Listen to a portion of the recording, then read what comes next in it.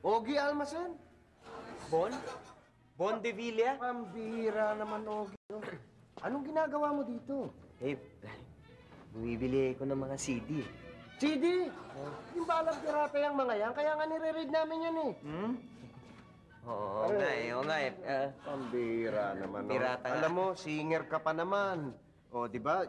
Yung mga album mo, pinipirata nila. Tapos bumibili ka pa ng mga piratang kagaya niyan. Sinusuportahan mo pa yan. Pambihira naman. Alam mo, Bon, actually, mga CD ko binibili ko eh. CD mo? Oo, kasi meron akong fans day sa linggo. 425 yung original eh. Dito, 10 piso lang. Ang laki na matitipid ko, Bon. Kahit na nakakatipid ka, hindi ka ba nahihiya niyan? Di rin yung... Dapat sinusuportahan mo yung kampanya ko sa mga, sa mga, alam mo, pirata. Hindi okay yan eh. Diba? Oo, kaya nga dapat hindi mo gawin yan. Ha? Kakaya eh. Ha?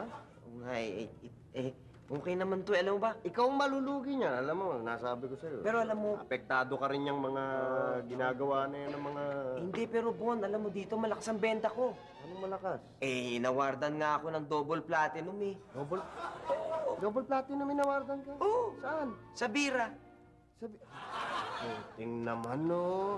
Hindi ka ba nahihiya niyan? Alam mo, yung kampanya ko laban sa pirata ay matindi yan. Hindi man lang ako pinakikisamahan.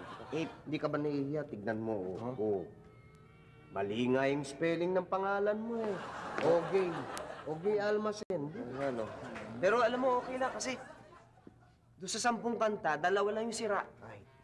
Kahit na, Ogie. Alam mo naman, nung nandoon ako sa programa mo, alam mo, yung pagkahapon, palagi akong nagigest doon, di ba? Oo nga, no? Sinusuportahan naman kita eh. Kagaya nung inawardan ka ng platinum, nandoon ako. Binigyan mo pa ako ng album noon, di ba?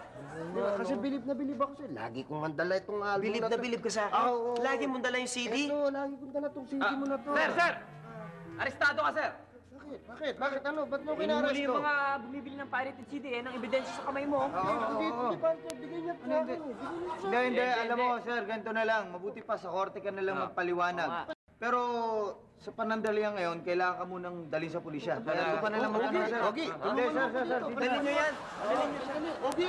Ogie, tulungan mo ako. Ogie, tulungan mo, Ogie. Contain muna kaya natin.